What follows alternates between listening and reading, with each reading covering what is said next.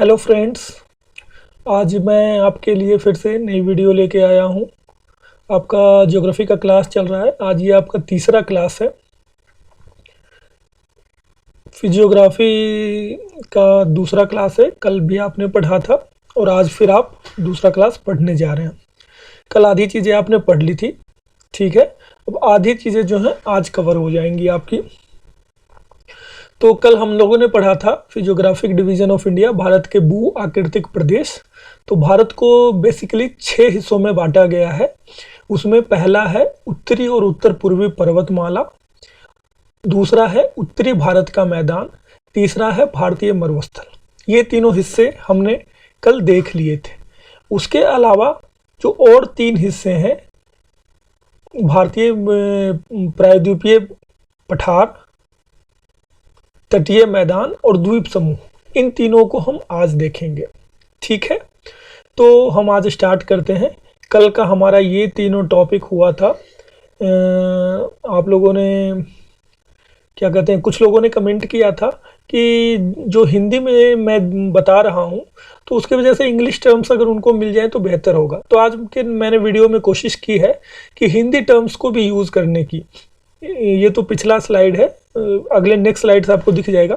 ऐसे अगर वो चीज़ें देखनी है तो आपको यहाँ पे भी लिखा हुआ है इंग्लिश में, है ना।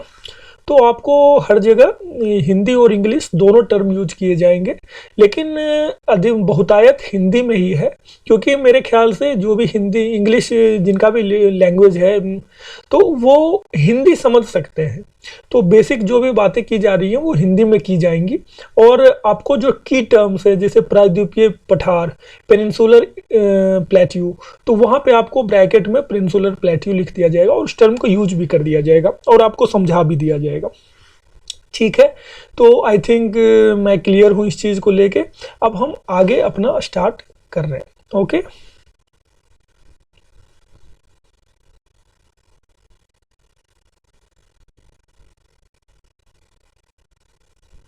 अब ये देखिए आप, प्रायद्वीपीय पठार जो है और पर्वत, पेनिनसुलर प्लेट्यू एंड माउंटेन्स, इसका आकार कैसा है। आपने मैप देखा, मैप अभी आपको हम दिखाएंगे। हाँ, मैप आप देख रहे हैं, ये जो हरे कलर का है, डीप ग्रीन टाइप का, तो इसका कैसा है, शेप कैसा है। ट्रायंगल दिख रहा है आपको, त्रिभुजाकार दिख रहा है। ये जो है ये आपको एक त्रिभुज की तरह दिख रहा है, हालांकि परफेक्ट त्रिभुज नहीं है। नेचुरल में कोई भी चीज़ एकदम परफेक्ट नहीं होती है। परफेक्ट ट्रायंगल, परफेक्ट सर्कल कभी भी ऐसा नहीं होता है, लेकिन एक त्रिभुजाकार है, तो ये आपको इसलिए ये आप देख रहे हैं, ठीक है। उससे पहले हम एक बार डिवीजन देख लेते हैं कि कौन सा हिस्सा हम अभी पढ़ने जा रहे हैं। प्रायद्वीपीय पठार और पर्वत के अंतर्गत, पेनिनसुलर प्लेट्यू और माउंटेन्स के अंतर्गत, ठीक है। तो सबसे पहले भारत के जो हिस्से हैं उसको 2 हिस्सों में बांटा गया है। मतलब जो प्रायद्वीपीय हिस्से हैं उसको 2 हिस्सों में बांटा गया है। एक तो प्रायद्वीपीय भारत के पठार में और दूसरा प्रायद्वीपीय भारत के पठार के पर्वत में। तो वहाँ पे जो पर्वत भी हैं बहुत सारे, उसको भी हम इसी पार्ट में पढ़ेंगे, ठीक है। तो प्रायद्वीपीय भारत के जो पठार है उनको बेसिकली 4 हिस्सों में बांटा गया है। दक्कन का पठार, दक्कन प्लेट्यू, पूर्वी भारत का पठार, ठीक है, मध्य भारत का पठार और काठियावाड़ का पठार, ठीक है। तो जो प्रायद्वीपीय भारत के पठार है, पहले पूरे जो प्रायद्वीप को जो हम पढ़ने जा रहे हैं, जो हमारा चौथा टॉपिक है 6 टॉपिक में से, जो फिजियोग्राफिक डिवीजन हुई है उसमें से चौथा नंबर का जो टॉपिक था वो था प्रायद्वीपीय पठार, पेनिनसुलर प्लेट्यू। तो जब हम उस चीज़ को पढ़ रहे हैं तो उसमें 2 हमारे सब पार्ट आ रहे हैं। एक तो पेनिनसुलर भारत है उसके पठार, और एक दूसरा उस हिस्से का पहाड़, ठीक है, पर्वत, माउंटेन्स। तो पहले मेजर पार्ट पठार है तो हम उसके बारे में देखेंगे, ठीक है। तो सबसे पहला जो उसका बड़ा है, हम मैप देखेंगे, बिना मैप के हम कुछ नहीं समझेंगे। बस आपको अभी की टर्म से वाकिफ करवा दिया जा रहा है ताकि जब नेक्स्ट पेज में आपको मैप दिखे तो आपको किसी भी प्रकार की कोई भी कंफ्यूजन ना हो समझने में। तो जो आप देख रहे हैं दक्कन का पठार, दक्कन प्लेट्यू, एक ये है, दूसरा है पूर्वी भारत का पठार, ठीक है। डेक्कन प्लेट्यू के बाद में ईस्टर्न इंडिया का जो प्लेट्यू है वो, फिर में मध्य भारत का पठार, सेंट्रल इंडिया का जो प्लेट्यू है, और काठियावाड़ का पठार जो गुजरात का प्लेट्यू है। ठीक है, तो 4 हिस्सों में बट गया। एक तो सदर्न हिस्सा हो गया जो डक्कन प्लेट्यू हो गया, पूरा डक्कन आ गया, इसमें कर्नाटक भी आ गया, आपका तेलंगाना भी आ गया, ये वाला हिस्सा हो गया। एक ईस्टर्न जो पार्ट हो रहा है उसमें आपको छोटा नागपुर का पठार आ जा रहा है, आपका क्या कहते हैं शिलोंग का पठार आ जा रहा है। तो ये हिस्से जो है पूर्वी भारत के पठार में आ जा रहे हैं। दूसरा है मध्य भारत का पठार।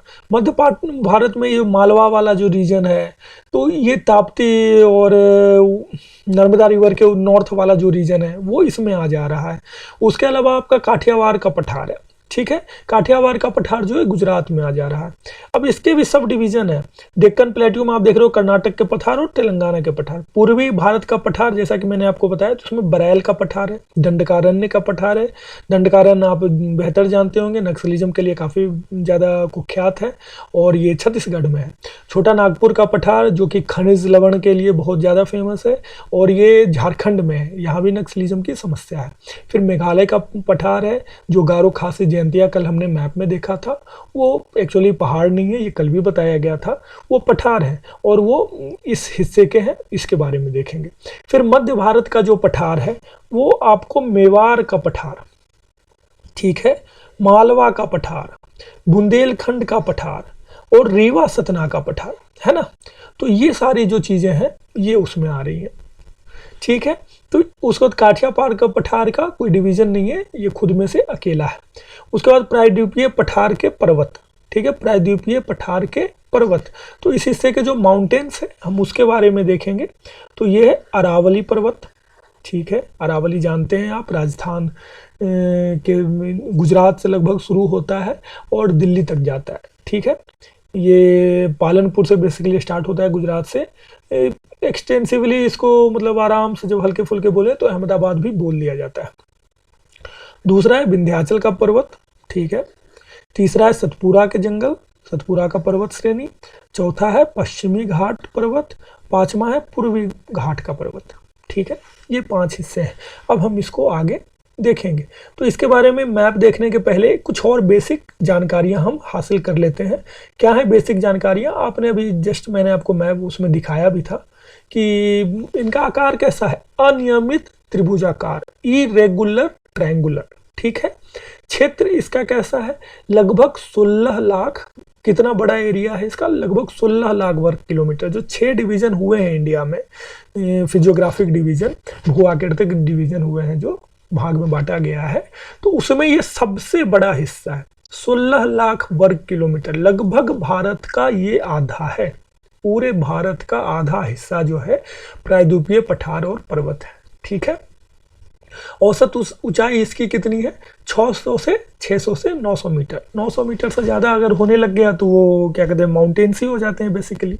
लेकिन इनकी हाइट जो है बेसिकली 600 से 900 मीटर है। ये किस चीज़ के बने हुए हैं, ये आर्कियन रॉक्स के बने हुए हैं, आर्कियन चट्टानों से निर्मित है, ठीक है। तो इनका जो बेसिक मटेरियल है वो आर्कियन चट्टान है। भूकंप की संभावना कम है क्योंकि यहाँ पे प्लेट्स के मतलब डिविजन्स कम है, और ये जो आर्कियन चट्टान है ये कंपैरेटिवली काफ़ी स्ट्रॉन्ग होती है, और ये अंदर भी इनके ज़मीन के नीचे भी हलचल नाम मात्र की है, बल्कि नहीं है, ठीक है। उसके बाद इसकी सीमा कहाँ से शुरू होती है, कहाँ से खत्म होती है। तो दक्षिण में तो बड़ा आसान है बता देना, कहाँ, भारत का दक्षिण कहाँ, कन्याकुमारी। तो कन्याकुमारी तक ये पूरा जा रहा है। लेकिन उत्तर में आपको 3 डायरेक्शन है, ये वी शेप बन रहा है ना इसका, ऐसे वे शेप बन रहा है।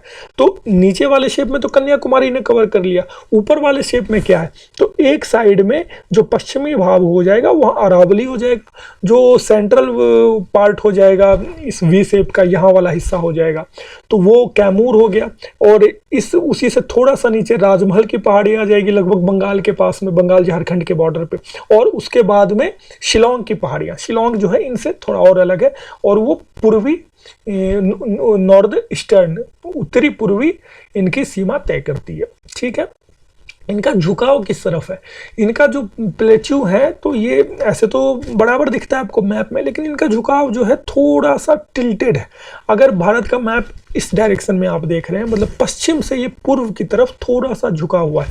नदियां इसीलिए यहाँ से जो भी निकलती हैं वो पूर्व की तरफ आती हैं। जो नदियां एकदम से अरब सागर के काफ़ी, अरेबियन सी के काफ़ी नज़दीक से निकलती हैं, वो नदियां भी आप देखेंगे कि कहाँ फाइनली जाके मिलती हैं, बे ऑफ बंगाल में जाके मिलती हैं। बहुत कम नदियों का जो है वो अरब सागर में जाके मिलती हैं। अधिकतर नदियां जो हैं बंगाल की खाड़ी में जाके मिलती हैं। ठीक है, क्योंकि उसका सबसे बड़ा कारण यही है कि इसका झुकाव जो है वो इस तरफ की तरह। ठीक है, मुझे लग रहा है कि आपको चीज़ें स्पष्ट हो रही होंगी। अब हम प्रायद्वीपीय पठार का मैप देख रहे हैं। इस वाले मैप में हमारा माउंटेन वाला हिस्सा नहीं है, सिर्फ पठार पठार देख रहे हैं। ठीक है, तो अब हम देखते हैं प्रायद्वीपीय पठार। आप जैसे कि बड़े बड़े ब्लॉक्स बने हुए देख रहे हैं अलग अलग डिज़ाइन के, तो लेट्स सी कि वो क्या क्या है। डेक्कन प्लेट्यू है, आपको डेक्कन प्लेट्यू एक बताया गया था। काठियावाड़ का पठार इसमें ठीक से दर्शाया नहीं गया, यहाँ पे काठियावाड़ का पठार है, ये काठियावाड़ का रीजन है, हर कोई जानते होंगे आप लोग। ठीक है, डेक्कन प्लेट्यू आपको दिख गया है। उसके बाद में आपको क्या कहते हैं, ईस्टर्न, ये सेंट्रल वाला जो आपका मध्य प्लेट्यू था वो आपको ये दिख गया है, और ईस्टर्न वाला जो है वो आपका ये दिख रहा है। ये दंडकारण्य भी इसी के अंतर्गत में आ जाता है ना। तो की चीज़ें क्लियर है। ये आपका हो गया काठियावाड़ वाला। ये डेक्कन प्लेट्यू तो आपको दिख ही रहा है, डेक्कन प्लेट्यू है। ठीक है, उसके बाद में ये आपका हो गया छोटा नागपुर हो गया, ये हो गया दंडकारण्य हो गया, शिलोंग हो गया, ये उधर चला गया, और ये सेंट्रल में आ गया, और ये काठियावाड़ हो गया, ये ईस्टर्न में आ गया। ओके, तो आपने अभी मैप में क्या देखा, डेक्कन प्लेट्यू। डेक्कन प्लेट्यू को बेसिकली दो हिस्सों में बांट दिया जाता है, कर्नाटका प्लेट्यू में और साथ में तेलंगाना प्लेट्यू में। आप देख रहे होंगे कर्नाटका और तेलंगाना। तेलंगाना प्लेट्यू ये आपको दिख रहा है, तेलंगाना का पठार। ठीक है, कर्नाटका का हिस्सा आप स्पष्ट रूप से देख रहे हैं, इसी में डेक्कन भी आ जा रहा है। ये डेक्कन का हिस्सा बेसिकली, और ये कर्नाटक का हिस्सा। भारत के मैप आप देखेंगे तो कर्नाटक और डेक्कन आपको आइडिया होगा। ठीक है, ये काठियावाड़ वाला रीजन है, स्पष्ट है। यहाँ मालवा प्लेट्यू है, ये बुंदेलखंड प्लेट्यू है, ये बघेलखंड प्लेट्यू है। ठीक है, बघेलखंड जो है रीवा और वो वाले जो इलाके हैं, सतना, कटनी, जो मध्य प्रदेश के, मतलब मध्य प्रदेश और क्या कहते हैं यूपी के बॉर्डर वाले हिस्से हैं, वो जनरली, और उसके मतलब नीचे मध्य प्रदेश, और मध्य प्रदेश से यूपी वाले बॉर्डर वाला हिस्सा है उसमें। दंडकारण्य बेसिकली पूरा का पूरा छत्तीसगढ़ में आता है, और ये आपको छोटा नागपुर प्लेट्यू दिख रहा है, तो ये बेसिकली ज़्यादा से ज़्यादा हिस्सा इसका झारखंड में है। और ये शिलोंग प्लेट्यू दिख रहा है, जिसमें गारो, खासी, जयंतिया है, और ये दुनिया का सबसे ज़्यादा वर्षा वाला क्षेत्र है। ठीक है, मैप मेरे ख्याल से स्पष्ट है। अब हम अगले पेज पे चलते हैं, दक्कन का पठार। अब हम क्या करेंगे, ये जितने भी हमने अलग अलग टुकड़े में देखा था, अब सबको एक एक करके एक्सप्लेन करेंगे, खोलकर एक्सप्लेन करके देखेंगे। ठीक है, तो सबसे पहला हमारा क्या था, दक्कन का पठार आपने देखा था। तो हम कुछ फैक्टर्स पे सारी चीज़ों को खोलेंगे, सारी चीज़ों को समझेंगे। उसमें एक कितना बड़ा इलाका है, किस तरह के पत्थर का बना हुआ है, वहाँ की कुछ खासियत है, किस तरह की मिट्टी है, किस तरह के खनिज पाए जाते हैं, उसका डिवीज़न क्या क्या है। ये बेसिक पैरामीटर्स है जिसके आधार पे ज्योग्राफी के किसी भी टॉपिक को तोड़ा जा सकता है। तो उस आधार पे हम सारे टॉपिक को तोड़ते जाएंगे। ठीक है, I think I am clear to everyone. क्षेत्र, एरिया, ये 7 लाख वर्ग किलोमीटर है। ठीक है, 16 लाख वर्ग किलोमीटर पूरा डेक्कन प्लेट्यू, मतलब ये कंप्लीट प्लेट्यू आ रहा है अपना, पूरा पेनिनसुलर प्लेट्यू। उसमें से 7 लाख वर्ग किलोमीटर अकेले डेक्कन है, मतलब ये उनमें से भी सबसे बड़ा हिस्सा है। तो इस तरह के फैक्ट आपको ध्यान में रखने हैं, क्योंकि आजकल जो नेचर है यूपीपीसीएस के प्री एग्जाम का स्पेशली, तो ये इस तरीके से फैक्ट को पूछ दे रहा है कि अगर इस तरह की चीज़ें आप देख कर समझ कर रखेंगे तो वहाँ आपको जरूर सहूलियत हो जाएगी फैक्ट वाले टॉपिक में। निर्माण क्रिटेशियस से इस ईओसीन युग में हुआ है। इनका जो निर्माण हुआ है इस युग के दौरान हुआ है। अलग अलग युग बांटे गए हैं, उस युग की चर्चा हम कभी आराम से करेंगे जब वो युग वाला चैप्टर हम पढ़ रहे होंगे। ठीक है, तो अभी फिलहाल आप इसको याद करें, ये क्रिटेशियस से ईओसीन युग के बीच में है। ठीक है, और ये कैसे बना है, किस तरीके से इसका निर्माण हुआ है, तो ज्वालामुखी क्रिया से, वोल्केनिक एक्टिविटी जो लगातार होती रही, सतत हो रही, आज से बहुत पुराना, ठीक है, ये बहुत पुराने मतलब पत्थरों में से है भारत का। और ये ज्वालामुखी की क्रिया से हुआ है। तो ज्वालामुखी से जो मिट्टी निकलती है, लावा निकलता है, वो अलग अलग प्रकार के होते हैं, ठीक है। उसमें जो सबसे ज़्यादा डोमिनेंट है, सबसे ज़्यादा फ्रिक्वेंट है दुनिया में, वो बसाल्ट का है, बसाल्ट का लावा। तो आप ये देख रहे हैं यहाँ पे, ये बसाल्ट निर्मित है, ठीक है। ज्वालामुखी से जो लावा निकला उसमें बेसिक मटेरियल क्या था, बसाल्ट वाला था, और ये बसाल्ट वाला यहाँ से निकला और उसी की वजह से ये बनता गया, ठीक है। बसाल्ट का होने की वजह से इसकी मिट्टी क्या है, काली मिट्टी है, जिसको रेगुर मिट्टी भी कहा जाता है, रेगुर सॉइल, ठीक है। कपास की खेती यहाँ पे होती है, आप लोग जैसा कि जानते हैं काली मिट्टी कपास के लिए उपयुक्त होता है, तो यहाँ पे कपास की खेती होती है। यहाँ काफ़ी अच्छी क्वालिटी की कपास होती है, हालांकि बेस्ट क्वालिटी की कपास तो ये अमेरिका में होता है, लेकिन यहाँ भी काफ़ी अच्छी क्वालिटी की कपास होती है। आपने हिस्ट्री में पढ़ा भी होगा और आगे पढ़ेंगे भी कि जब अमेरिकन सिविल वार हो रहा था, तो उसकी वजह से जब वहाँ कपास का प्रोडक्शन बंद हो गया था, तो अंग्रेज़ों ने फिर अपने इंडस्ट्रियल रिक्वायरमेंट को पूरा करने के लिए भारत से इस चीज़ को, कपास की खेती को काफ़ी बढ़ावा किया था, ठीक, बढ़ावा दिया था। तो उसका रीज़न यही था कि उन्होंने स्टडी किया कि ये रेगुर सॉइल है और यहाँ पे कपास की खेती अच्छी हो सकती है, ठीक है। लौह और अन्य खनिज यहाँ पे पाए जाते हैं, ठीक है। आयरन ओर यहाँ पे पाए जाते हैं और भी कुछ कुछ पाए जाते हैं, ठीक है। ये रिच है, कंपैरेटिवली काफ़ी रिच है, मैदान की तुलना में तो बहुत ज़्यादा ही रिच है ये खनिज और एस्को में, इन सारी चीज़ों में। इसका दो हिस्सा हमने देखा था बेसिकली, एक था कर्नाटक पठार और दूसरा था तेलंगाना पठार। तो कर्नाटक पठार के बारे में हम जान लेते हैं कि पूर्वी भाग इसका मैदान की तरह है।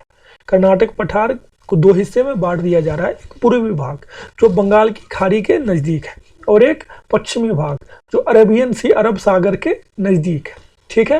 तो पूर्वी भाग जो है वो कंपेरेटिवली प्लेन है, फ्लैट है, और ये मैदान की तरह है बहुत हद तक। लेकिन जो पश्चिमी भाग है, जो वेस्टर्न घाट के निकट वाला हिस्सा है, वहाँ काफ़ी सारी पहाड़ियाँ हैं, और ये पहाड़ियाँ जो है लोहे के लिए, लौह अयस्क में, आयरन ओर में काफ़ी रिच है, ठीक है। इसका बहुत अच्छा एग्जाम्पल बाबा बुदन की पहाड़ी है, ओके।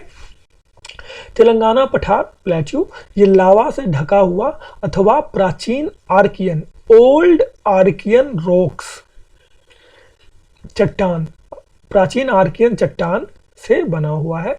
और ये क्या चीज़ है, ये लावा से ढका हुआ है। ये बेसिकली इसके ऊपर में लावा, जब वो वॉल्केनिक इरप्शन हुआ उसी एक्टिविटी से बना हुआ है। हमने पहला लाइन यही देखा था कि इसका कैसे बना है, ज्वालामुखी क्रिया से बना है। तो जब वो ज्वालामुखी क्रिया के बाद में ज्वालामुखी विस्फोट हुआ और ये क्या कहते हैं, फैलना चालू हो गया, तो बसाल्ट या जो भी मतलब आर्कियन रॉक है वो ऊपर में जाके उसके ऊपर में उसको ढक लिया।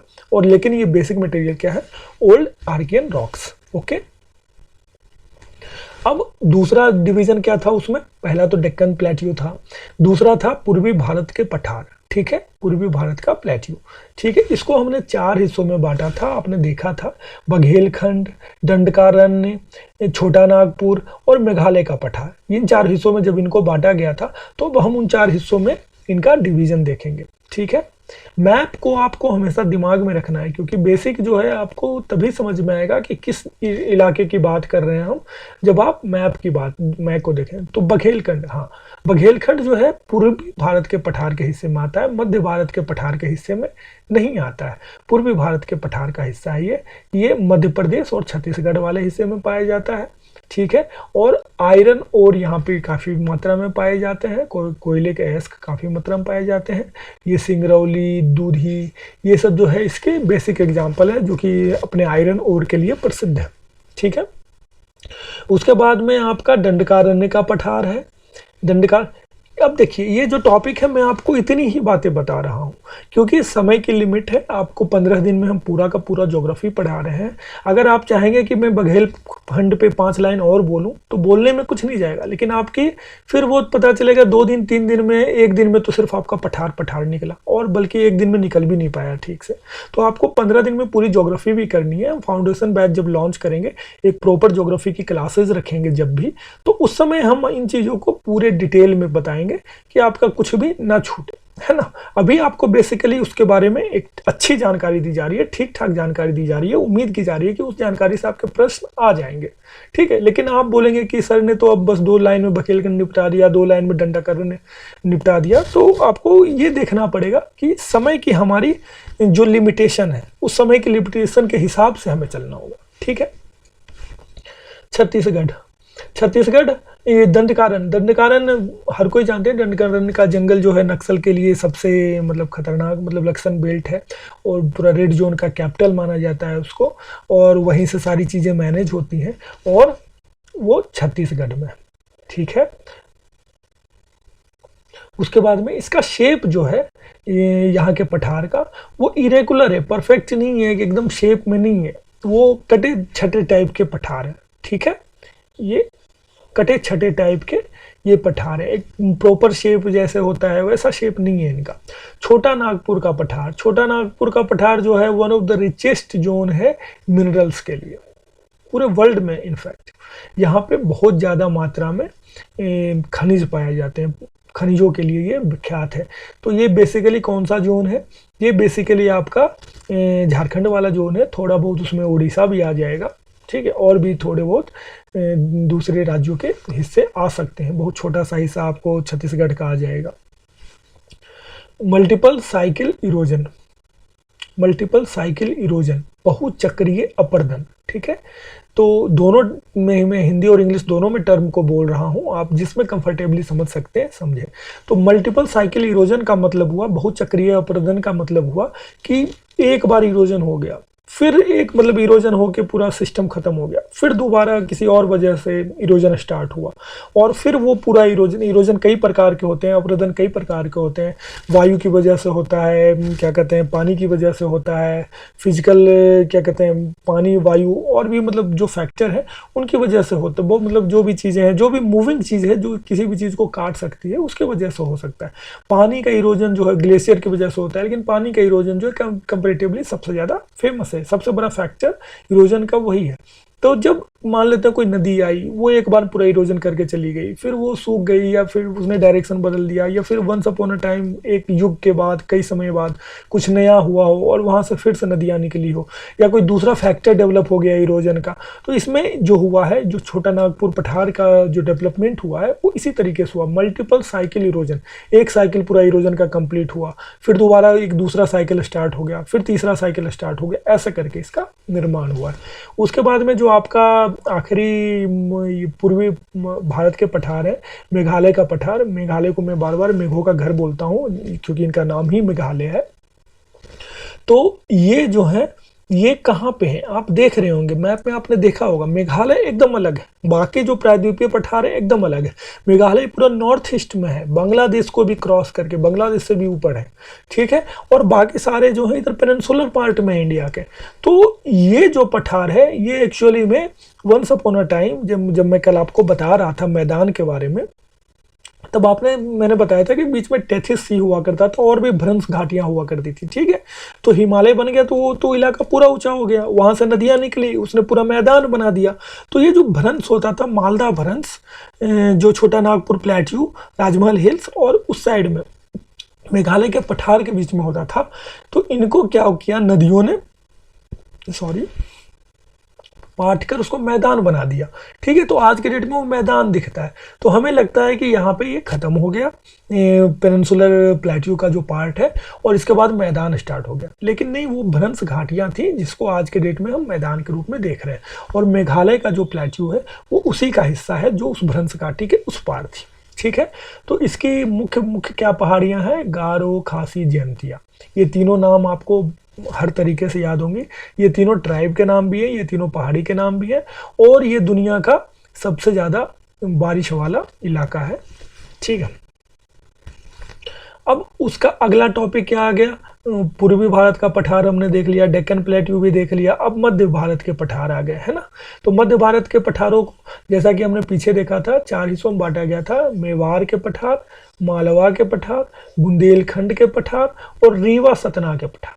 ठीक है, तो मेवाड़ के पठार जो है वो आर्कियन चट्टान के बने हुए हैं, मालवा के पठार है इसमें मतलब बेसिकली आर्कियन चट्टान के ही बने हैं ज़्यादातर, लेकिन उसमें मालवा का जो पठार है इसमें लावा की वजह से जो एक्टिविटी हुई जो वोल्केनिक, उसका हिस्सा इस पे ज़्यादा है, वो ज़्यादा जाके उस पर जमा हुआ है और उसकी वजह से बना है। बुंदेलखंड के पठार जो है नीच चट्टान है उसकी वजह से बना हुआ है। ठीक है, और रीवा सतना के जो पठार है ये चूना पत्थर लाइमस्टोन, ठीक है, इसके बने हुए हैं। लाइमस्टोन का बनने का क्या फ़ायदा है, आप देखोगे कि जहाँ भी सीमेंट की इंडस्ट्री है वो लाइमस्टोन के जहाँ पे रिसोर्सेज है, नेचुरल रिसोर्सेज है, वहीं पे बनते हैं। क्यों बनते हैं, क्योंकि एक सबसे महत्वपूर्ण रिक्वायरमेंट जो है सीमेंट उद्योग का वो लाइमस्टोन है। तो जहाँ पे लाइमस्टोन होगा वो तभी उससे बनाना संभव हो सकेगा। तो रीवा और सतना में चूंकि क्या कहते हैं ये इस चीज़ के पठार है, चूना पत्थर का बना हुआ है और इसकी वजह से यहाँ पे सीमेंट उद्योग जो है काफ़ी ज़्यादा संख्या में है। ठीक है, अब जो आखिरी पठार का हिस्सा है, पठार पहाड़ नहीं, पेनिनसुला इंडिया अभी नहीं खत्म हुआ है उसका, ये काठियावाड़ का पठार वाला हिस्सा बच गया। ठीक है, तो ये आप देख रहे हैं इसकी ये कहाँ पे है, काठियावाड़ कहाँ पे है, काठियावाड़ गुजरात का हिस्सा है। गांधी जी मतलब के जो आप बोलते हैं कि उनके पिताजी उसी इलाके के राजकोट के, तो राजकोट वगैरह हो गया, और वो जो बाकी अन्य शहर है वो शहर उसी इलाके में आते हैं। गिरवन के सिंह के लिए ये इलाका बहुत ज़्यादा फेमस है। गिरवन के सिंह जो मतलब पूरे एशियाटिक लायन में इकलौता हमारे पास लायन बचा है, तो वो बेसिकली यहीं पे है। ठीक है, गिरवन के सिंह, जिसको अब दूसरी जगह भी मध्य प्रदेश में बसाने के बारे में विचार किया जा रहा है, बहुत स्ट्रांगली विचार किया जा रहा है कि इन केस कल को गिरवन में कोई प्राकृतिक आपदा आ जाए, कोई और कारण आ जाए, किसी प्रकार की महामारी फैल जाए, तो ये तो क्या कहते हैं हमारे सिंह जो है वो तो विलुप्त हो जाएंगे पूरी धरती से, मतलब पूरे धरती ही मान लीजिए जब इंडिया से एशियाटिक लायन विलुप्त हो गए तो फिर खत्म हो गए। तो इसलिए अब उसको दूसरे अल्टरनेट जगहों पे बसाने की बात की जा रही है ना।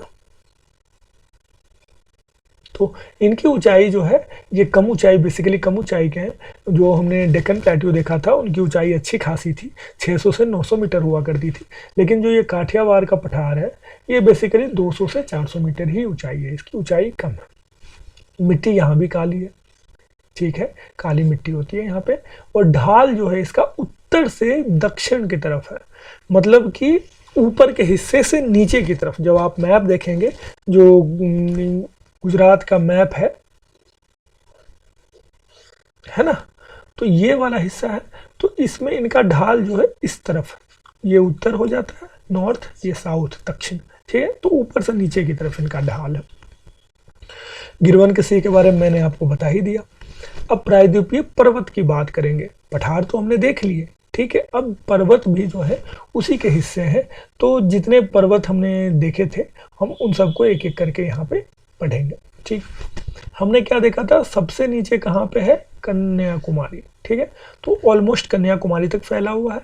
नॉर्थ में हमने देखा था इनको अलग अलग जगहों पे बांधा हुआ था, तो एक अरावली है यहाँ पे, और क्या कहते हैं इधर पे आपको कैमूर वाला जो इलाका है ना, और इधर शिलोंग प्लेट्यू अपना यहाँ पे है ही, शिलोंग वाला प्लेट्यू, और इधर अरावली रेंज आपको दिख रहा है, और कैमूर रेंज हो गया, कैमूर रेंज इस इलाके में आता है।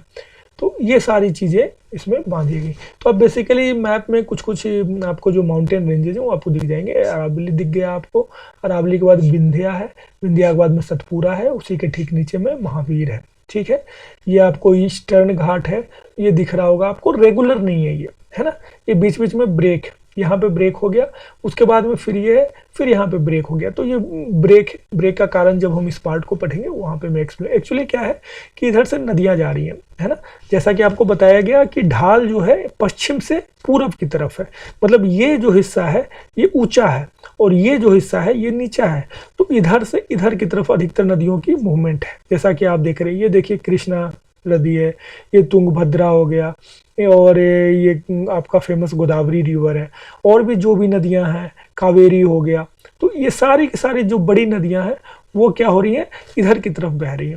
तो ये जब बहती हैं तो ये क्या करती हैं, इरोजन करती हैं। जैसे यहाँ पे भी हो सकता है वंस अपॉन अ टाइम कुछ पर्वत रहे होंगे जिसको कावेरी, वैगई, जो भी नदियां हैं उन्होंने धीरे धीरे इरोज करके इस इलाके को प्लेन कर दिया है लगभग। ये गोदावरी है, तो ये जो गोदावरी का डेल्टा है या फिर कृष्णा का डेल्टा है, इन्होंने इस इलाके को इरोजन कर करके पाट दिया। तो ऐसा नहीं कि जो पहाड़ है वो सिर्फ क्या कहते हैं गड्ढे जो हैं, भ्रंश हैं, उसी को भर के मैदान बनाते हैं, बल्कि जो बड़े पहाड़ होते हैं अगर वो उनके रास्ते में आ जाते हैं तो उसको भी धीरे धीरे सब वंस अपॉन अ टाइम काट काट के वो मतलब उसको बराबर कर देते हैं, जिसका उदाहरण आप अभी यहाँ पे देख रहे हैं। ठीक है। अब अरावली पर्वत, ये विश्व का प्राचीनतम पर्वत है। ठीक है।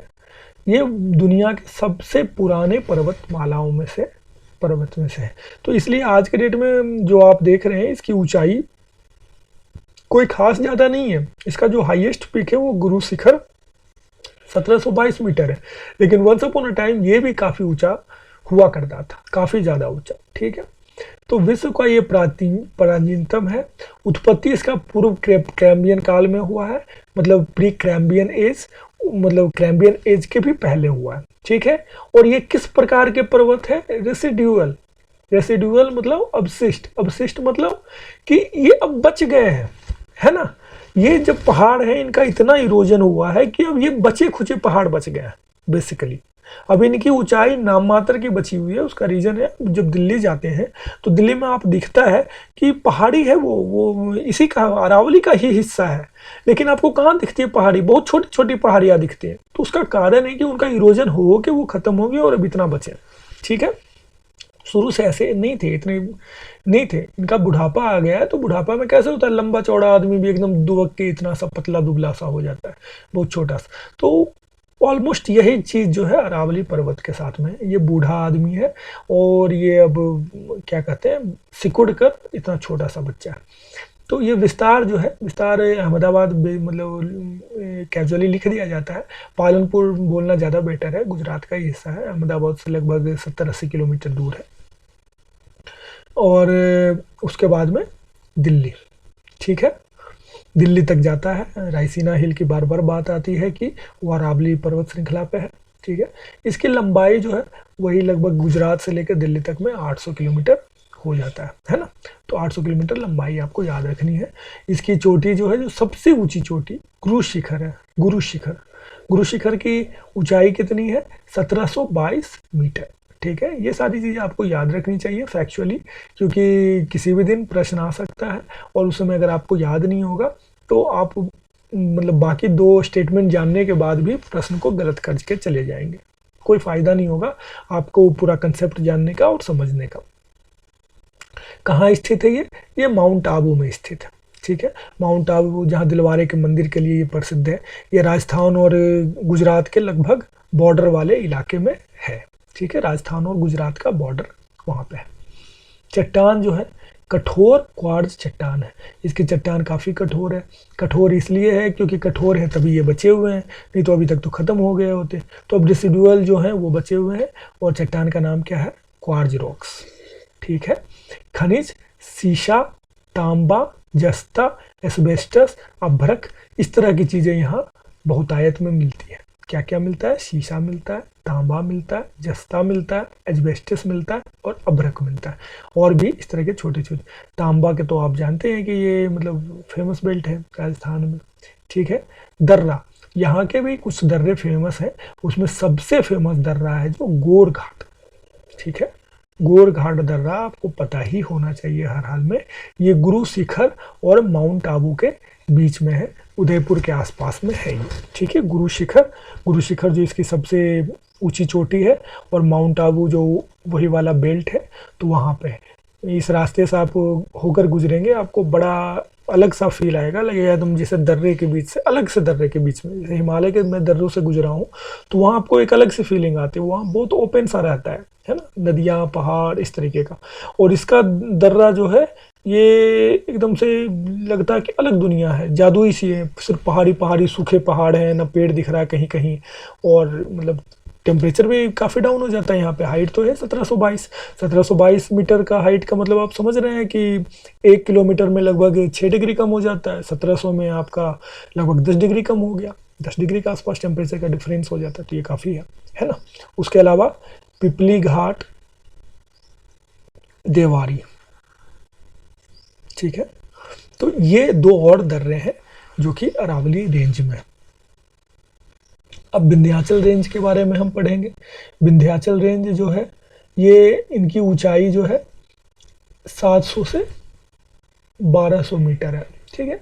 इन जनरल इनकी जो ऊंचाई है आप जैसा कि देख रहे हैं, ये जो शिवालिक रेंज है उससे ज़्यादा है। शिवालिक रेंज की कल ही हमने पढ़ी, ऊंचाई कितनी थी, 600 से 900, जो हिमालय का सबसे नीचे वाला पूरी श्रृंखला थी, ठीक है। इसकी ऊंचाई कितनी है, 700 से 1200 मीटर।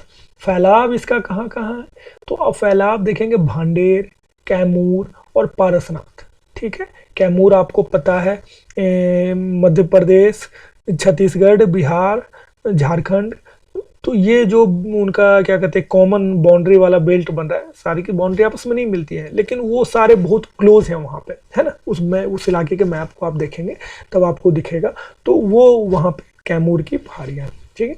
पारसनाथ की पहाड़ी कहाँ है, ये आपको झारखंड में है, ठीक है, के रूप में गुजरात से झारखंड तक फैला हुआ है, ठीक है। पारसनाथ जो है जैन धर्म के लिए बहुत ही इंपॉर्टेंट लोकेशन है ये वाला, लोग घूमने भी जाते हैं यहाँ पे।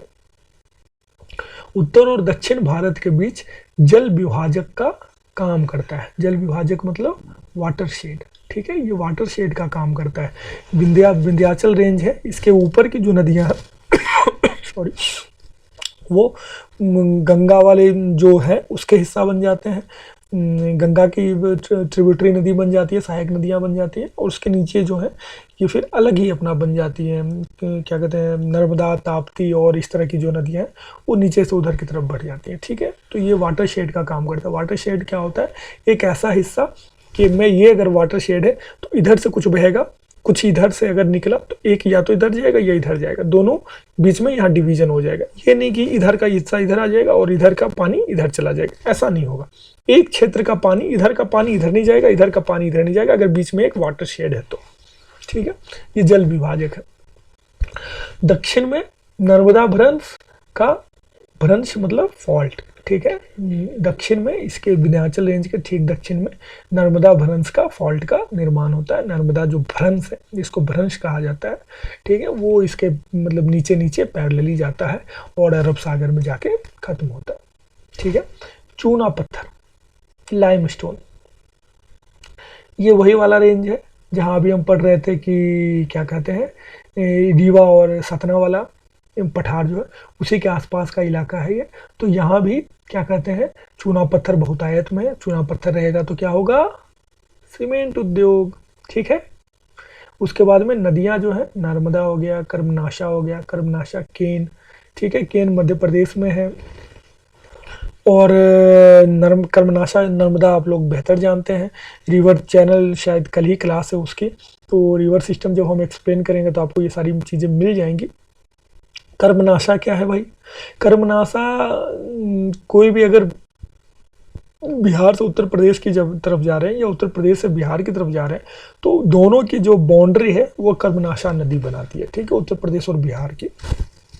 आप जब बनारस से बंगाल की तरफ मूव करेंगे, पटना की तरफ मूव करेंगे या गया की तरफ मूव करेंगे तो आपको रास्ते में कर्मनाशा नदी क्रॉस करेंगे और वही ऑलमोस्ट बिहार और यूपी की बाउंड्री होती है।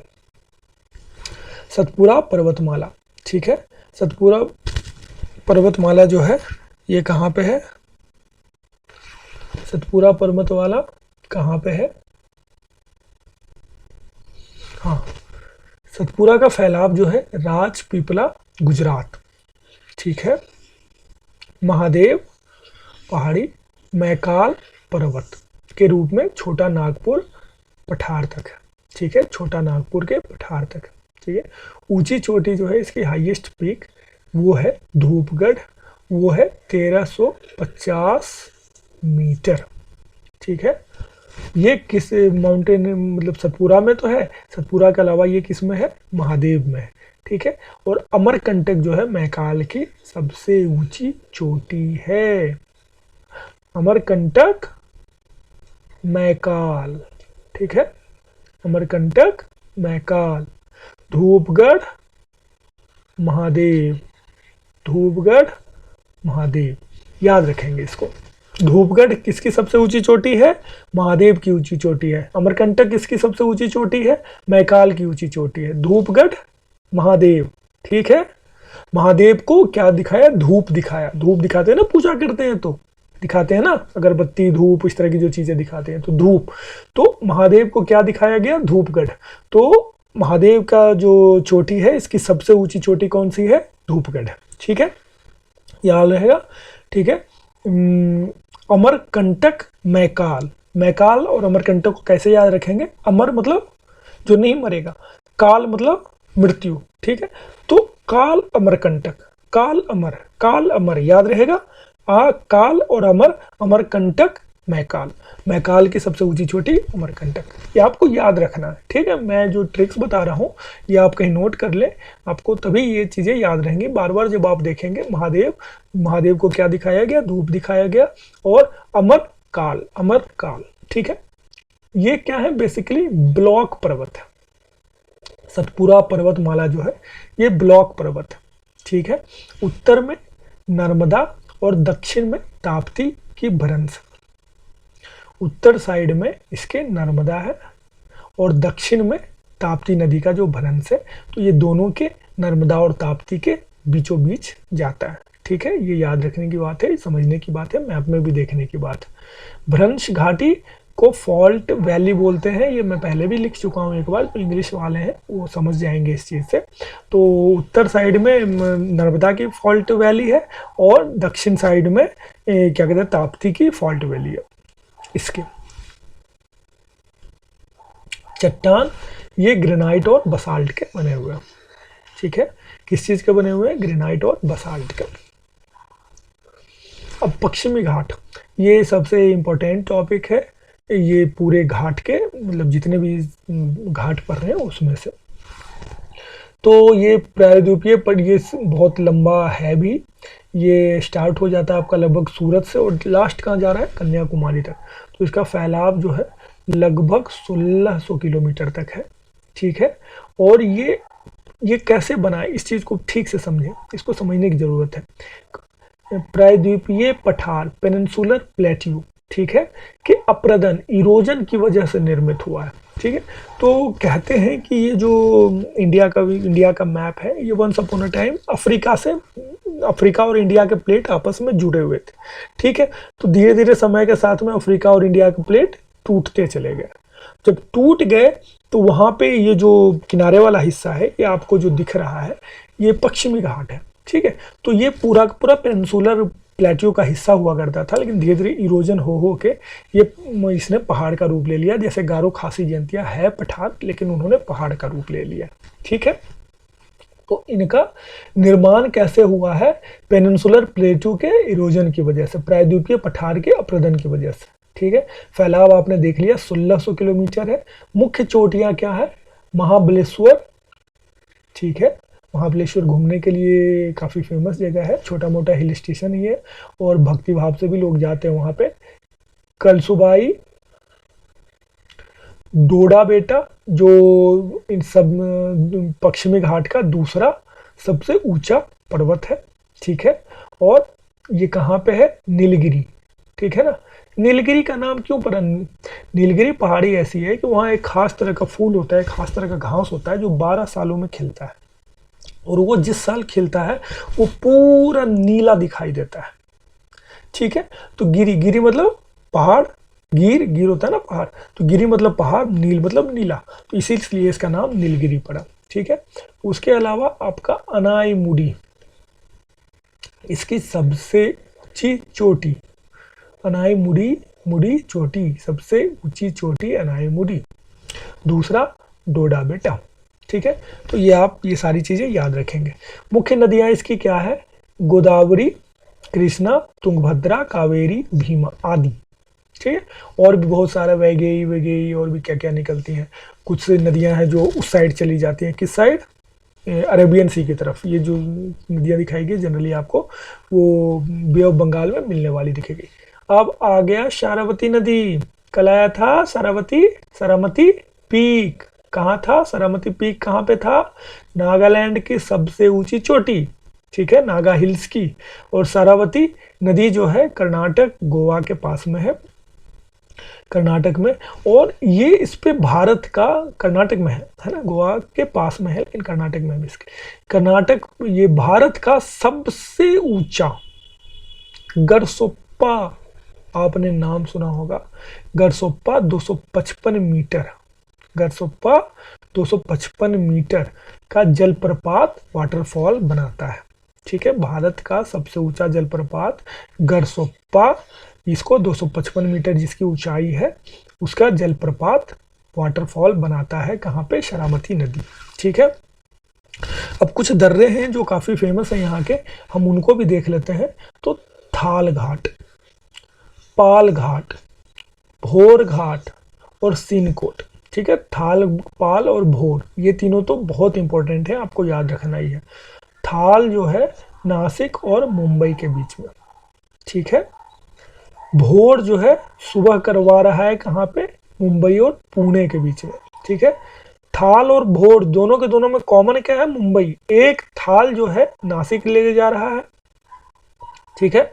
नासिक में वो होता है ना, क्या कहते हैं, पूजा वूजा होती है, तो वहां पे थाली की जरूरत है ना।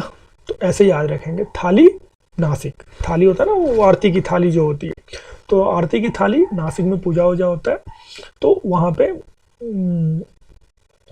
ये क्या कहते हैं, वहां पे आप लेके चले गए, ठीक है। थाल घाट। और भोर जो है पुणे में भोर करवाना है, पुणे में सुबह सुबह। थाल आपको याद रहेगा नासिक, तो भोर जो है आपको पुणे याद आ जाएगा, ठीक है। पाल जो है ये साउथ में है, कोयम्बटूर और पलक्कड़ के बीच में, कोयम्बटूर और पलक्कड़ के बीच में। और सिनकोट जो है ये त्रिवेंद्रम और मदुरई के बीच में। तो ये सारी चीजें आपको रटनी है, ठीक है। कुछ शॉर्ट ट्रिक मैं बता दूंगा, कुछ चीजें आपको रटनी है। बहुत ज्यादा शॉर्ट ट्रिक बताने का नुकसान क्या है ये बताइए? बहुत ज्यादा शॉर्ट ट्रिक बताने का नुकसान है कि आपको यही नहीं याद, शॉर्ट ट्रिक याद रहेगा लेकिन उसको लगाना, अप्लाई कहाँ पे करना वो नहीं याद रहेगा। तो इसी ट्रिक आप याद करते जाएं और इतनी याद करें जितना आप उसको एग्जाम में रिकॉल कर पाए, है ना। अब पूर्वी घाट, तो पेनिनसुला इंडिया का जो टॉपिक है उसका आज का आखिरी टॉपिक यही है, पूर्वी घाट। ये क्या है? ये भी रेसिडुअल पर्वत है, इसका भी बहुत हद तक इरोजन हो रखा है, बहुत सारे इरोजन नदियों ने कर दिया, वो जाते रहे और काट काट के अपना रास्ता बना लिया। गोदावरी, कृष्णा, कावेरी सबको बंगाल की खाड़ी में मिलना था, तो बीच में ये पहाड़ आया, इसको मतलब साइड हट और काटते हुए निकल गए, ठीक है। ऊंचाई लगभग 600 मीटर है इसकी, इसकी ऊंचाई कम है, उसकी ऊंचाई ज़्यादा थी, है ना। फैलाव कितना है? फैलाव लगभग 1300 किलोमीटर है तो 1300 किलोमीटर, लेकिन कंटिन्यूअस नहीं है। स्टार्ट तो हो जा रहा है ये एकदम, क्या कहते हैं, कन्याकुमारी के पास से, और ऊपर जा रहा है एकदम से बंगाल को लगभग छूने को। उड़ीसा तो बढ़िया से क्रॉस कर रहा हूँ सॉरी, लेकिन वो क्या कहते हैं, कंटिन्यूटी नहीं है, बीच में होगा फिर खत्म हो जाएगा, फिर होगा फिर खत्म हो जाएगा, फिर मैदान आ जाएंगे फिर खत्म हो जाएगा, ऐसा टाइप का। चट्टान जो है ये उससे थोड़े अलग है, क्वार्जाइट है, इसमें स्लेट है, चार्नोकाइट है, खंडोलाइट है, इसलिए कंपेरेटिवली इसमें जो खनिज पदार्थ है वो कुछ कम है उन बाकियों की तुलना में। मतलब ये पहाड़ की तरह है, प्लेट्यू वाले हिस्से की तरह इनमें रिच नहीं है ये।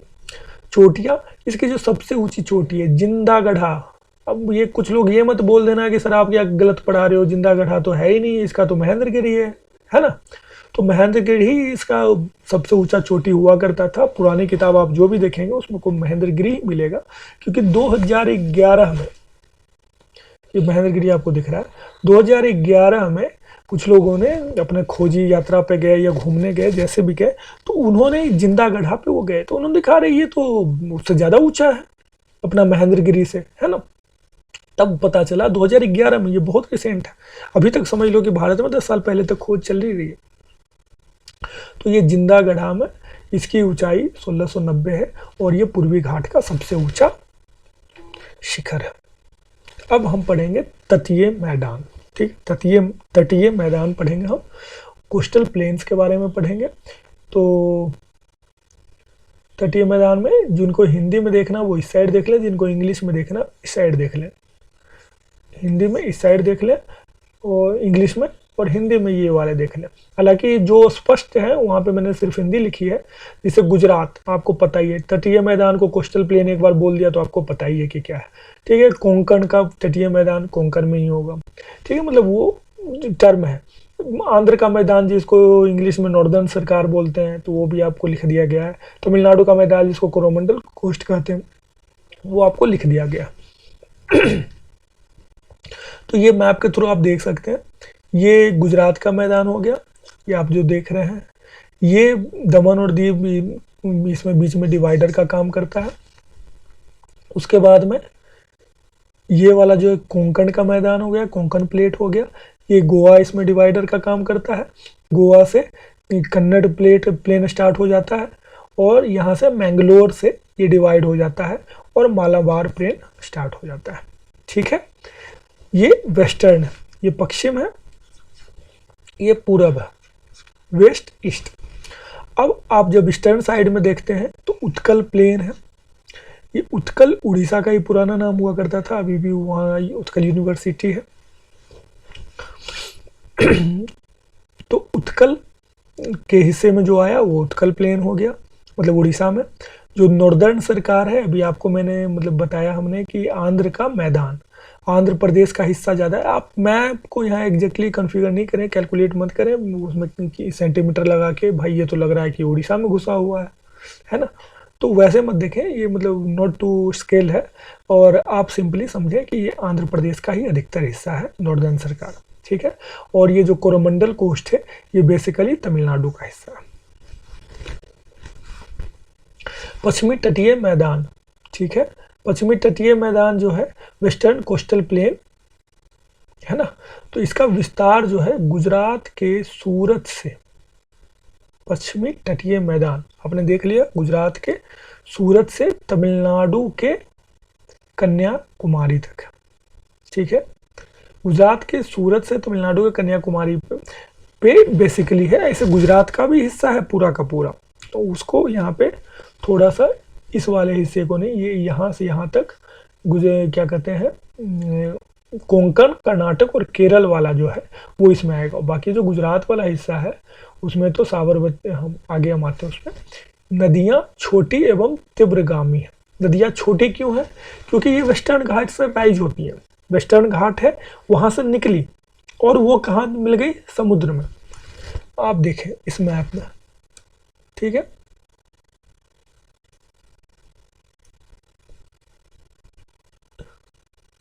हाँ, ये आपको वेस्टर्न घाट, थोड़ा और किनारे है, मैं तो थोड़ा ज़्यादा दूर कर दिया, इतना दूर है भी नहीं, है ना। ये आपका वेस्टर्न घाट है। अब यहाँ से नदी निकली और यहाँ चली गई, इतना ही है ना। तो ये छोटी नहीं होगी, ये छोटी नहीं होगी, ये छोटी नहीं होगी, तो ये छोटी है, ठीक है। लेकिन जब जो इधर की नदियाँ होंगी ईस्टर्न घाट की, वो यहाँ से निकलेंगी ऐसे ऐसे होते हुए यहाँ जाएंगी, यहाँ से निकलेंगे ऐसे ऐसे होते यहाँ जाएंगी, यहाँ से निकलेंगे ऐसे, तो ये बड़ी है, ठीक है। अब छोटी है तो तीव्रगामी है। तीव्रगामी क्यों है? क्योंकि ये निकल रही है कहाँ से? नदियाँ तो पहाड़ से ही निकलती हैं जनरली, तो ये पहाड़ से निकली। अब पहाड़ से निकलने के बाद में ये तुरंत ये मैदान में जाती, धीमी होती, क्या कहते हैं, मिड एज में अपने आती, तीन जो इनका फेज होता है, तीनों फेज में जाती। तो ये तो यूथ फेज में ही, मैच्योर में पहुँचने के पहले ये समुद्र में मिल गई। ओल्ड में तो जाने की कोई बात ही नहीं इनकी। तो ये धीमी और तीव्रगामी है। ये बात समझ में आई आपके, क्यों है धीमी और तीव्रगामी? चौड़ाई क्या है इनकी? 10 से 30 किलोमीटर। अब इतनी की नदी होती है, बताओ, 10 से 30 किलोमीटर। हम 3-3 हजार किलोमीटर वाली नदियाँ देख रही हैं और ये 30 किलोमीटर का मैक्सिमम रेंज जा रहा है। तो उतने में छोटी और तीव्रगामी होना बहुत ही ये है। फिर ये ज्वार नदमुख बनाती है, एस्चुरी का निर्माण करती है। एस्चुरी का निर्माण क्यों करती हैं? उसके 2-3 कारण हो जाते हैं। एक तो वहाँ पे स्लोप बहुत ज़्यादा है, ठीक है, पहाड़ एकदम जो वेस्टर्न घाट है वो लगभग जाके नीचे मिल रहा है समुद्र में, तो वहाँ पे स्लोप बहुत ज़्यादा है। तो ये जब अपने साथ में डिपॉजिट एक तो करके नहीं ला रही है, मैदान से ठीक से मिट्टियाँ उट्टियाँ काटने का मौका नहीं मिला, छोटी सी नदी अपने साथ में थोड़ा सा काटा और चले गया, तो ये जो डिपॉजिट करते हैं वहाँ गहराई काफ़ी ज़्यादा है, तो गहराई ज़्यादा है तो वो डेल्टा बन ही नहीं पाता। दूसरी वहाँ पे करंट भी काफ़ी तेज है, ठीक है, तो वो करंट जो आता है ये जितना ये अपने साथ में डिपॉजिट करती है मटेरियल, अपने साथ में इरोजन के बाद अपरदन के बाद में जो मिट्टी काट के लाते हैं ये जमा करते हैं, वो वहाँ पे करंट आता है, समुद्र की जलधारा आता है और वो वहाँ पे उसको क्या कहते हैं बहा के ले जाता है। तो यहाँ पे डेल्टा का निर्माण नहीं हो पाता है, यहाँ पे इसीलिए ज्वार नदमुख है एस्चुरी, ठीक है। अब गुजरात का जो तटीय मैदान, गुजरात का तटीय मैदान में साबरमती, माही, अन्य नदियों के अवसादों के जमाव से इसका निर्माण गुजरात, दमन द्वीप, दादर, नागर हवेली में भी विस्तारित, ठीक है, ये चीजें। एक बार लेट मी चेक की रिकॉर्डिंग हो रही है कि नहीं, मैं फिर वापस आता हूं, एक सेकेंड में।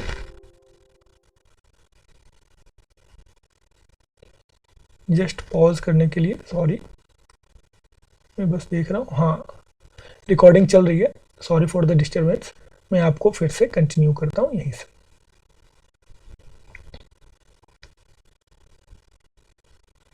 हाँ, तो अभी हमने देखा कि गुजरात के तटीय मैदान में के बारे में हम देखेंगे यहाँ पे कौन कौन सी नदियाँ बहती हैं। तो यहाँ पे साबरमती है, ठीक है, जो once upon a time Ahmedabad से होके गुजरती है और once upon a time Gandhinagar से मतलब वो होके गुजरती है, गांधीनगर अहमदाबाद। तो ये दो इंडिया की सबसे गंदी नदी हुई करती थी और आज के डेट में ये साबरमती रिवर फ्रंट बहुत ही अच्छी जगह है। आप कभी भी अहमदाबाद जाते हैं, इसी के किनारे गांधी आश्रम भी है और ये पूरा मतलब अहमदाबाद के साथ में जहाँ तक नदी जाती है किनारे किनारे रिवर फ्रंट बनाया हुआ है। आपको बहुत ही अच्छा लगेगा, लोग एक्सरसाइज कर रहे होंगे, कोई रनिंग कर रहा होगा, कोई कुछ और कर रहा होगा, कोई कुछ और क्रिएटिव कर रहा होगा, तो आप इस जगह को एंजॉय कर सकते हैं सुबह और शाम में। माही, ठीक है, अन्य नदियों के अवसादों के जमाव के से इसका निर्माण हुआ, अपने साथ में लाए। समुद्र में तो डेल्टा बन नहीं पाया, थोड़ा बहुत जो यही डिपॉजिट हो गया उसी से मैदान बन गया, छोटा सा ही बना, कम चौड़ा ही बना, लेकिन चलो ठीक है, जैसा भी अपना मैदान तो है। गुजरात, दमन द्वीप, दादर और नागर हवेली में भी विस्तारित है ये, ठीक है, इतना विस्तार है इनका।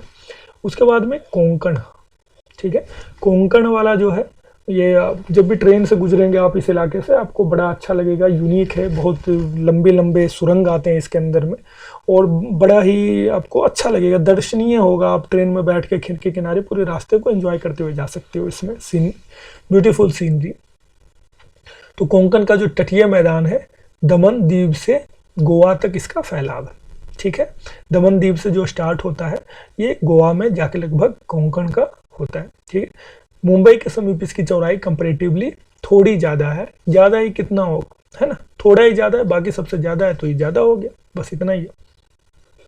कर्नाटक का तटीय मैदान, ये गोवा से मंगलोर तक इसका फैलाव, ठीक है, गोवा तक ये था, गोवा से आगे चला गया मंगलोर तक, कर्नाटक का आ गया कर्नाटक का मैदान, और उसके आगे जो है नीचे में केरल या मालाबार तट जिसको बोलते हैं, मंगलोर से कन्याकुमारी तक, कन्याकुमारी तक ये पश्चिम है, उसके बाद पूर्व स्टार्ट हो जाएगा, तो वहां तक ये हो गया, ठीक है। उसके बाद उत्तर से दक्षिण में सकरा और मध्य में विस्तृत, उत्तर और दक्षिण में दोनों साइड में ये पतला है, केरल या मालाबार का जो तटीय मैदान है, लेकिन मध्य में जो है ये ठीक ठाक फैला हुआ है। पूर्वी तटीय मैदान, पूर्वी तटीय मैदान जो है ये स्वर्ण रेखा नदी से कन्याकुमारी तक फैला हुआ है। स्वर्ण रेखा नदी कहाँ है बताएं? ये आपको उड़ीसा में है, ठीक है, बंगाल के काफी निकट से गुजरता है, लेकिन उड़ीसा में। स्वर्ण रेखा झारखंड से निकलती है, छोटा नागपुर प्लेटियो से, और उड़ीसा में फिर बे ऑफ बंगाल में जाके मिल जाती है, और ये यहाँ से लेके कन्याकुमारी तक इसका फैलाव, ये उससे ज़्यादा चौड़ा होगा, ठीक है, क्योंकि यहाँ पे नदियाँ हैं, डेल्टा हैं, बहुत सारी चीज़ें हैं। इस मैदान के समुद्र के निकटवर्ती भाग में बालू के ढेरों की लंबी श्रृंखला है, ठीक है। क्यों लंबी श्रृंखला है? समुद्र यहाँ पे क्या कहते हैं, मतलब यहाँ के बीचेज जो है काफ़ी फ्लैट है। यहाँ पे ऐसे ऐसे बीचेज हैं कि आप आधा किलोमीटर तक पानी में चले जाएंगे वॉकिंग करते हुए, आपको कमर तक ही पानी आएगा समुद्र में। ये मैं समुद्र की बात कर रहा हूँ, आधा किलोमीटर तक आप पानी में चले गए और आपकी पानी कितना है, बस कमर तक है। तो कुछ कुछ इतने अच्छे और सेफ बीचेस भी हैं, हालांकि सारे बीच ऐसे नहीं है, बहुत सारे बीच हैं, जैसे पुरी का बीच है तो कंपेरेटिवली अनसेफ माना जाता है उसको। पुरी में जब भी आप नहाने जाएंगे, लोग जाते हैं, तो वो कंपेरेटिवली थोड़ा अनसेफ माना जाता है, थोड़ा केयरफुल होकर नहाना होता है, वहाँ पर दुर्घटनाएं हो जाती हैं। तो इस मैदान के समुद्र के निकटवर्ती भाग में बालू के ढेरों की लंबी श्रृंखला है। ठीक है, यहाँ पे आप जाएंगे वेस्टर्न ईस्टर्न घाट पे, चाहे वो आप क्या कहते हैं रामेश्वरम चले जाएं, या फिर आप पुरी के बीच पे चले जाएं, या उड़ीसा के किसी भी बीच पे चले जाएं, या फिर क्या कहते हैं कहीं भी उस इलाके में आप वेस्ट ईस्टर्न घाट कोस्ट पे जाएंगे तो आप देखेंगे कि बालू बहुत दूर दूर तक फैला हुआ है, लंबा है, इतना जो है वेस्टर्न घाट पे नहीं होता। ठीक है, तो ये इनका निर्माण जो है समुद्री लहरों की वजह से ऐसा हुआ है। इन बालू के ढेरों के कारण ही चिल्का एवं पुल्लिकट झीलों का निर्माण हुआ है। ठीक है, चिल्का नदी, चिल्का लेक जो है बड़ा यूनिक है। जब आप जा रहे होंगे बंगाल से लेके तमिलनाडु की तरफ ट्रेन से, तो आपको एक बार ऐसा लगेगा जैसे आप समुद्र के बीच से गुजर रहे हो। एक साइड तो पूरा का पूरा समुद्र ही होगा, समुद्र जैसा ही होगा, और एक साइड भी काफ़ी दूर में कई कई जगह पे आपको ऐसा मिलेगा कि इस साइड भी बहुत दूर तक समुद्र है। बड़ा अच्छा नज़ारा होता है, देखने लायक होता है। ये अपने डॉल्फिन के लिए भी फेमस है चिल्का लेक। पुलिकट का झील है, वहाँ पे भी मतलब बालू के ढेरों के कारण ही इनका निर्माण हुआ है। पूर्वी तटीय मैदान का विस्तार पश्चिमी तटीय मैदान से अधिक नेचुरल है। वहाँ पे पहाड़ से बहुत मतलब जगह जो है पैक हो गया, इधर पे वो चीज़ नहीं हुआ, तो इसलिए यहाँ पे उस चीज़ का स्कोप है।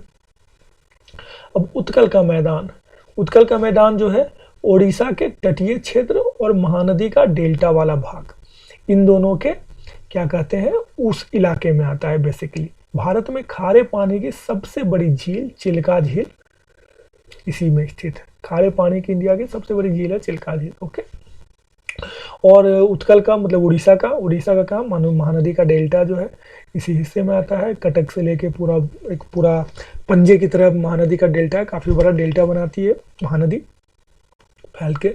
और उड़ीसा तो नेचुरली आ जाएगा जब महानदी आ गया तो।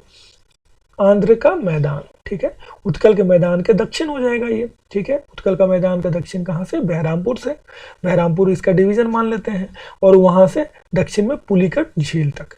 इससे इन दोनों के बीच में जो है आंध्रा का मैदान है।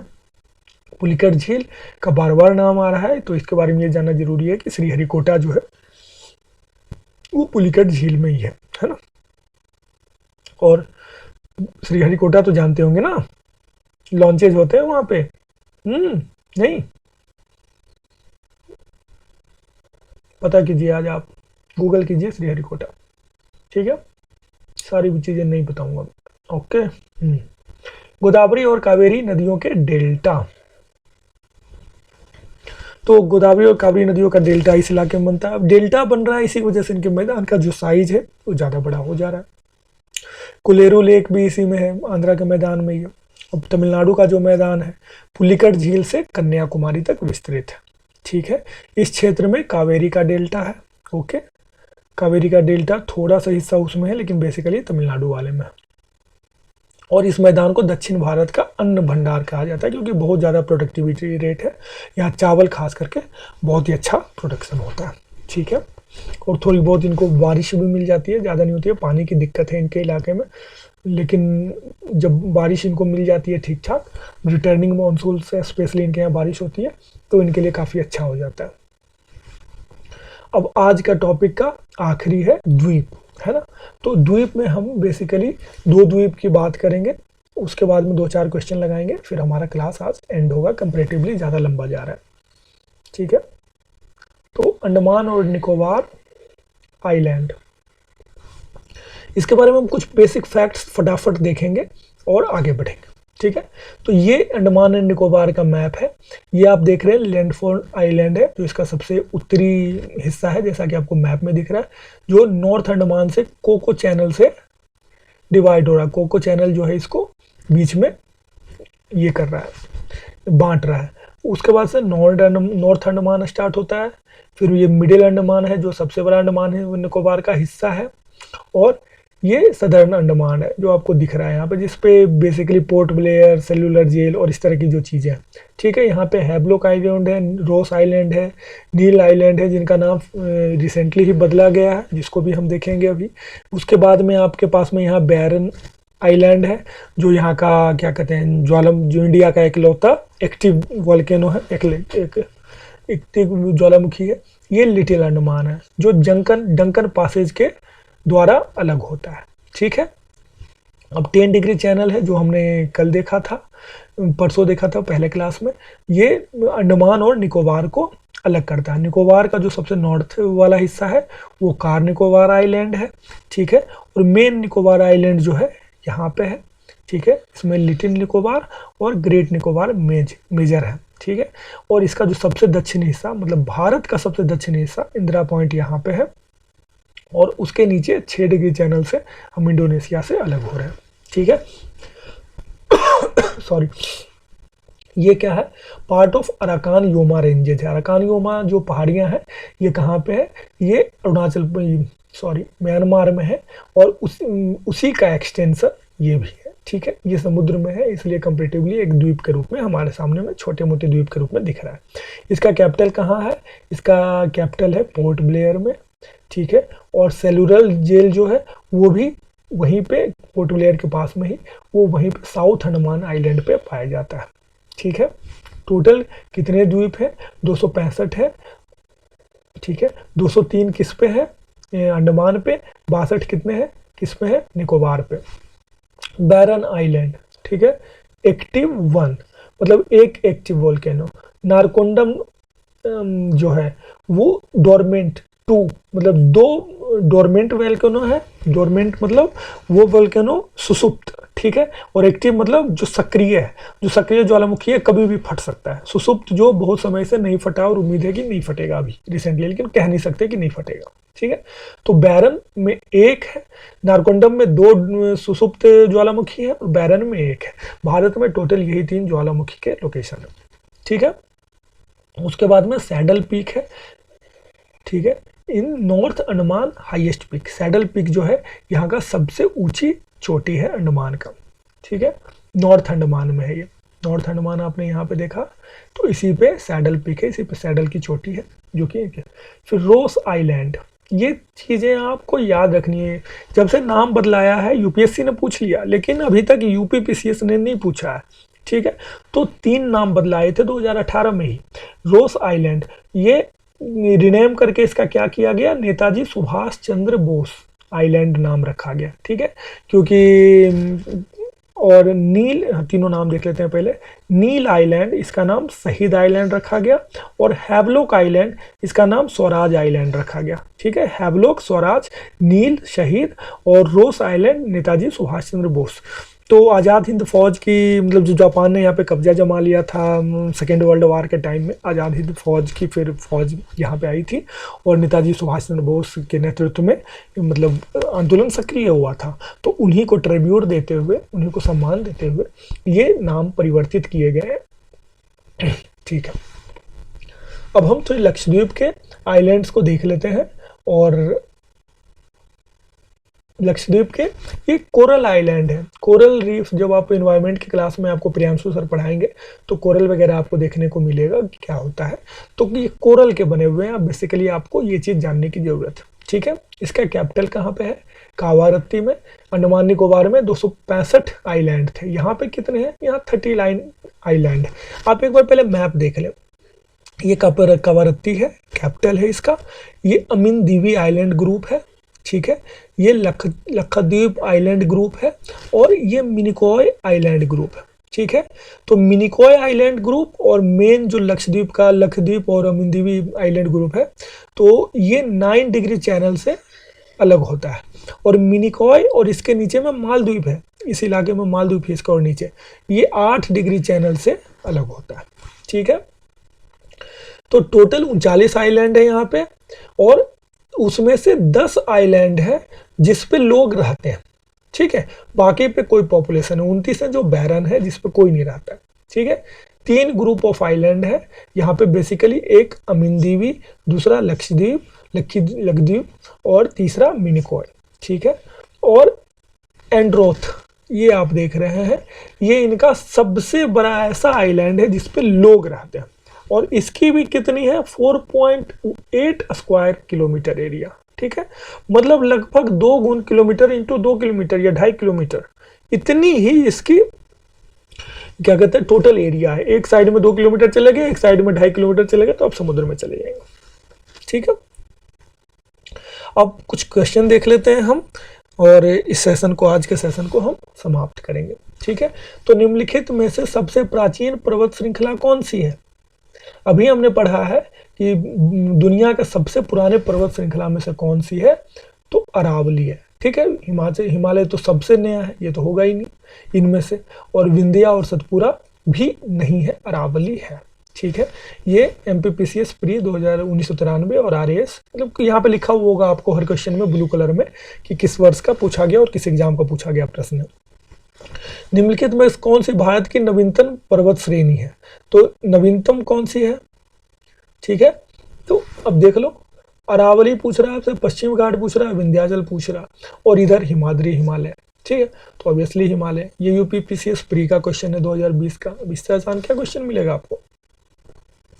निम्नलिखित युग्मों में कौन सही सुमेलित नहीं है, ठीक है। कौन सही सुमेलित नहीं है? एक तरफ आपको पर्वत दर्रा लिखा हुआ है और एक तरफ राज्य लिखा हुआ है। शिप्की याद है, कल ही बताया गया है, ठीक है। तो अब उन चीजों को जो बताया गया है वो आपको याद होना चाहिए। ये कहाँ पे है? इसी से आपका सतलज रिवर क्रॉस करती है, ठीक है। बड़ी देर रात सोया, कुछ याद है? बड़ी देर रात सोया, हाँ याद कीजिए। मैं सारी चीजें एक्सप्लेन करके नहीं बताऊंगा, थोड़ा दिमाग पे आपको भी जोर देना है। तो ये शिप्की लॉ है हिमाचल प्रदेश में। बॉम्बडीला, जहाँ से बॉम्ब गिरा था अरुणाचल प्रदेश में, ठीक है, जब 1962 में चाइना ने अटैक किया था। नाथुला मेघालय में था, हाँ, जब नाथुला अपना सिल्क रूट था सिक्किम के थ्रू, तो ये गलत है, ये गलत हो गया। जोजिला जम्मू कश्मीर में, सही है। ये 2017 का प्री का। भारत में किस द्वीप का उद्गम ज्वालामुखी है ना? अभी हमने पढ़ा है इसको, ये कि एकमात्र इंडिया का ज्वालामुखी जो है एक्टिव, खासकर उसमें भी एक्टिव, नारकोंडम होता तो एक बार हम कंफ्यूज भी कर सकते थे। यहाँ तो एक्टिव और सुसुप्त की बात ही नहीं हो रही है, ठीक है, सक्रिय और सुसुप्त की। तो बैरन आइलैंड। निम्नलिखित में कौन सा राज्य सर्वाधिक लंबी तट रेखा वाला राज्य है? ये जब हम पहले दिन हम लोगों ने क्वेश्चन लगाया था उसमें आया था ये क्वेश्चन, है ना। तो आंध्र प्रदेश दिखता लंबा है सबसे, लेकिन है नहीं। क्यों? क्योंकि गुजरात का ये जो तट रेखा है यहां से स्टार्ट हो जा रहा है, ऐसे ऐसे जाता है, ऐसे ऐसे जाता है, ऐसे जाता है, देखने में छोटन लगे घाव करे गंभीर, तो ये उस हिसाब से लंबाई ज्यादा है, ठीक है। तमिलनाडु ठीक ठाक है लेकिन कम है, केरल ठीक ठाक है, कम है, आंध्र देखने में है लेकिन कम है। तो आज का आखिरी क्वेश्चन, भारत के पश्चिमी तटीय मैदान के उत्तरी भाग को जिस अन्य नाम से भी जाना जाता है, आप बताएं।